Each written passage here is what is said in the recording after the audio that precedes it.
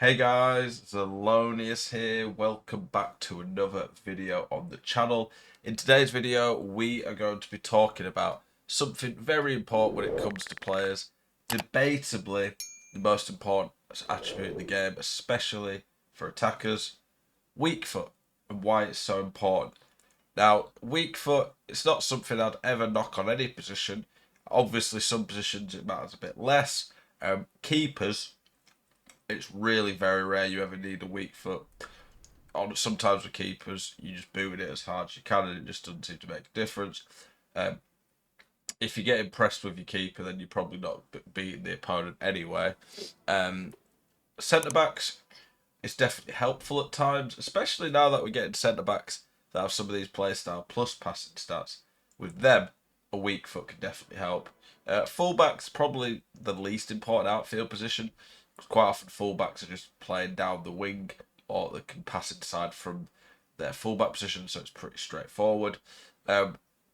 Midfielders, not always super important, but midfielders, especially now that we've got ones that can attack, the ones that get forward, there's a decent chance with them that you're going to want to be able to shoot. Weak foot can be really important for them as well, that you're going to look for different passing angles. Then obviously for attackers, especially strikers, being you sick to death of getting out teamed on FC25, won that God squad you've always been dreaming of, check out IGGM.com today. The best and most reliable place to get coins for your ultimate team. Use the link in the description and code ZEL at checkout for a 5% discount.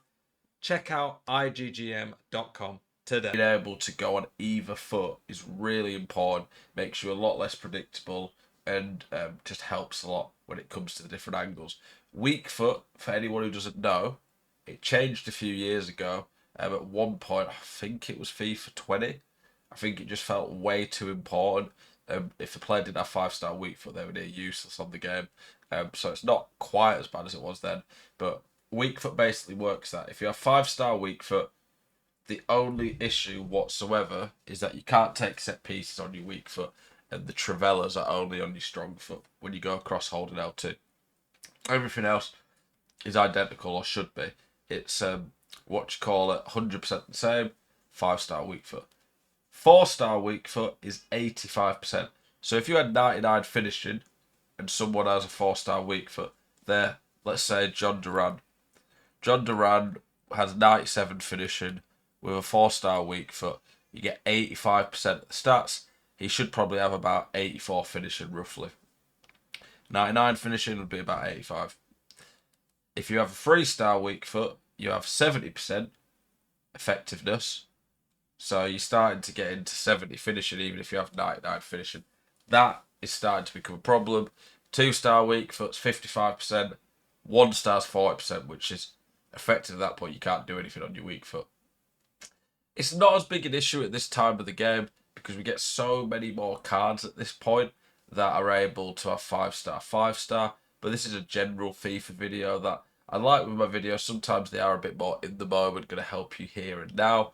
I like though with my videos to do stuff that are long term going to improve you as players, whether this be in-game tactics, in-game tips, tutorials, fundamentals of the game, or just menu stuff that are going to help you build a better ultimate team long term. There's still lots of 4-star weak foot players coming out. But if you think about that, if a player's only 85% effective on the weak foot, that is a huge difference. One of the big things it can affect as well is the animations. If a player has a 5-star weak foot, they pretty much animate the same way on either foot. And animations, when it comes to shooting and the techniques and angles they use, can be a really big deciding factor in how players score goals. So weak foot's really essential for that. It's quite often reflected in the price of players. You'll notice very regularly that players who don't have a 5-star weak foot tend to cost a lot less, especially in attackers. It's not everything. Like Kylian Mbappe is still absolutely insane.